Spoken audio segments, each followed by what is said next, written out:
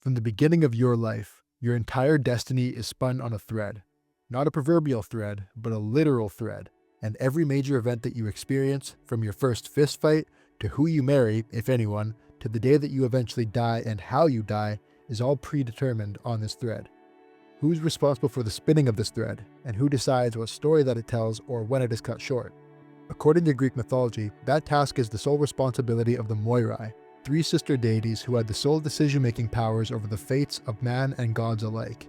Now, of course, this raises some questions regarding the tension between fate and free will, between determinism and choosing your own destiny. What do those who subscribe to this view of fate believe about free will, if their entire lives are said to be predetermined for them? How did they resolve this tension? And can we learn anything about the way that the ancient Greeks grappled with these issues? As it turns out, we can learn a ton from the deliberations that the ancient Greeks had on this issue, as many of these deliberations are still being cited as answers to these big questions even today. But in order to even begin answering these questions, let's take a look at the role of the Moirai in ancient Greek society. The Moirai are the three sister deities of fate. The names are Clotha, Lachesis, and Atropos. And these three sisters are frequently depicted as old, weathered hags, to be frank, which could symbolize the gravity of their role as the deciders of fate. Now, individually, Clotha, the youngest of these old sisters, spins the thread of life. She is at the very origin of life, the creation of the life itself, and her thread is spun upon a person's birth. Her name itself literally means spinner, and she is often depicted holding a spindle and spinning the thread of life. Lachesis, whose name means disposer of lots or the allotter, is the middle sister. Lachesis is the deity who decides what events everyone will experience in their lives. With her fingers, she shifts and fiddles with the thread of life until one story is told on the thread. Lachesis is often depicted with a measuring rod, symbolizing her role in determining the length of your life. And finally, Atropos, whose name means she who cannot be turned or cannot be avoided, is the eldest sister and often stands taller than the other sisters at the end of the thread of your life. She wields a pair of scissors or a cutting instrument and is the one who decides when you die and is the one who's literally responsible for cutting your life short. Now, the parentage of the Moirai is unclear. Many bards and poets have written of their parentage, and these accounts are often contradictory, sometimes even by the same author. For example, Hesiod may have had a few too many when he wrote of the birth of the Moirai, as in one account he states that they are the daughters of a union between Zeus and Themis, while in another account Hesiod again states that the Moirai are born immaculate conception style by Nyx, or night. Authors such as Apollodorus concur with one half of Hesiod's brain and say that they are the daughters of Zeus and Themis, while others agree that they're the daughters of Nyx. Now, it doesn't really matter who their parents are, but I prefer the view that they're the daughters of Nyx because usually big decisions like this are left up to Zeus, and if they're not Zeus's daughters, it kind of symbolizes a bit of a detachment from him, which I prefer. But again, it doesn't really matter. There's accounts for both. You can choose whichever one you prefer. Now, how important were the decisions of the Moirai in ancient Greek culture, and just how vast was their decision-making power? Well, the answer to this question is plainly that the Moirai are some of the most powerful beings in all of Greek mythology. That's not an exaggeration, and the scope of what their spinning creates is extensive. The Moirai distribute the fates to both men individually, as well as to nations as a whole. There's almost nothing that they don't decide. They spin the thread that is Odysseus' 10-year journey home from Troy, as well as the 10-year Trojan War itself, for example. They decided which humans would have glory, and which would have a forgettable life. They decided which nations would rise, which would fall, and every battle, victory, defeat, and good and bad fortune of mankind along the way. One example of this is in Homer's Iliad, where Hera talks about the ultimate fate of Achilles. Another example is in Book 7 of Statius' Thebaid, where he touches on the tension between fate and free will. In this example, Dionysus essentially begs Zeus to stop the Seven against Thebes from going to war because, well, he loves Thebes and he doesn't want to see it get destroyed. However, Zeus replies and tells Dionysus that the decisions of the Moirai are immutably in the hands of the fates and that it is outside of his control. And the powers of the Moirai didn't just extend to humans. The Moirai also had the unique position of deciding which gods were given powers and what power each god was given. They delegated the power and the responsibility of revenge to the Furies, for example, or assistance in childbirth to Artemis, and wisdom to Athena.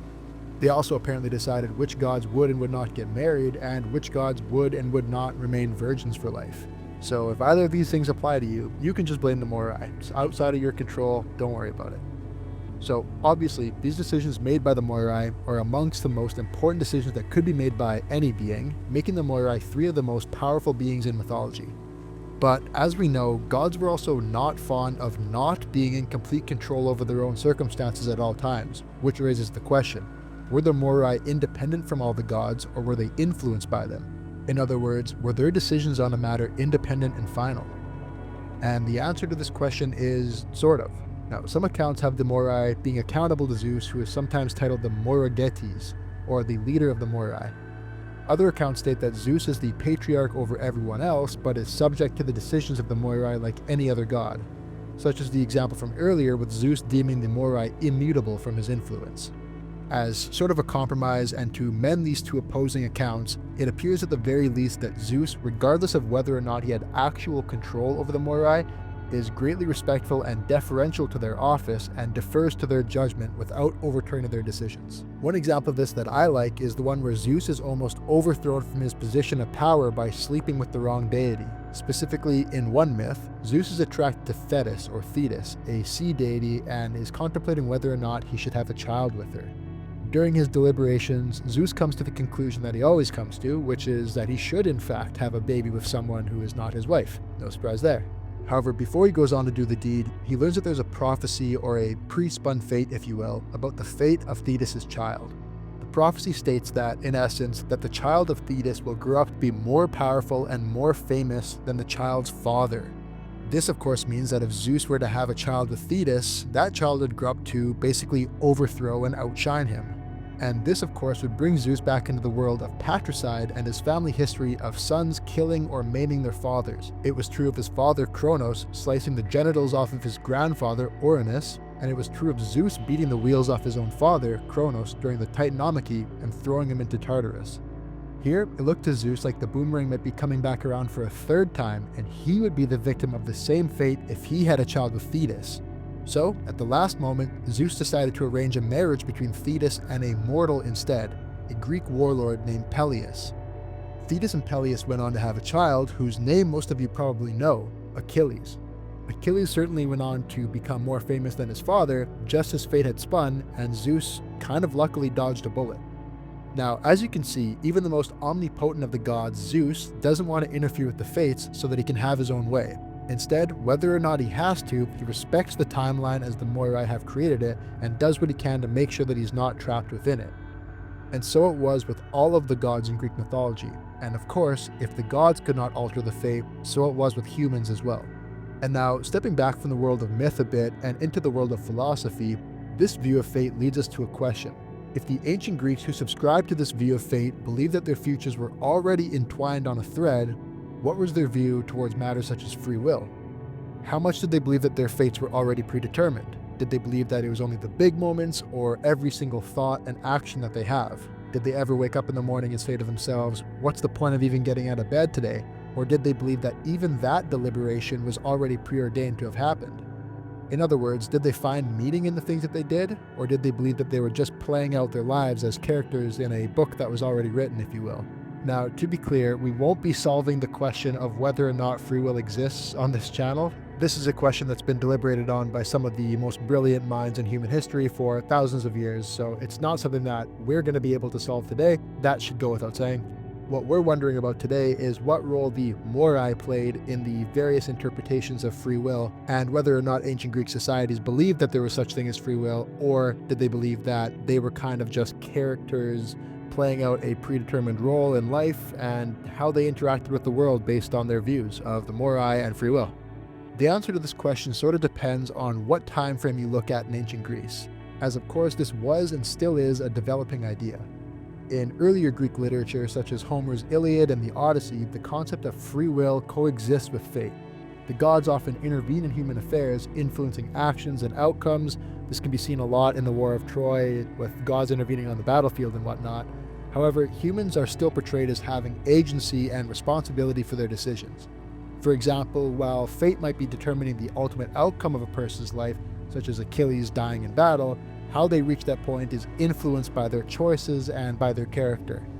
Also, a character like Achilles is a good example of this because his life basically could have been one of two routes. One of fame throughout history due to his deeds on the battlefield, but of eventual death on the battlefield, or a life of obscurity where nobody really knew who he was. He had the ability to choose which fate he had. And so for the ancient Greek during this time frame, they of course would have felt that their actions had meaning. They would have known that their fate was going to happen eventually, but their actions up to that point were theirs alone and they had meaning in the process. Now, later on in the days of Socrates and Plato, Socrates emphasized the importance of self-knowledge, know thyself, and of moral responsibility, implying that there is a belief in human agency. Although Socrates never specifically refers to the Moirai in his conversations or in his deliberations on free will, it's clear from his dialogues that he believed human beings had agency over their acquisition of knowledge and about knowing thyself. He was of the view that in order to act correctly, human beings had to take initiative in learning about what is good and what is evil, what is true and what is untrue, etc. So in that sense, you can glean that Socrates didn't believe human beings acted good or evil only just based off of something that had been determined for them, but that human beings had a responsibility to learn the difference between good and evil in order to act correctly in society. So in other words, in order to act appropriately in society, Socrates believed that the individual had a responsibility to acquire certain knowledge and truth.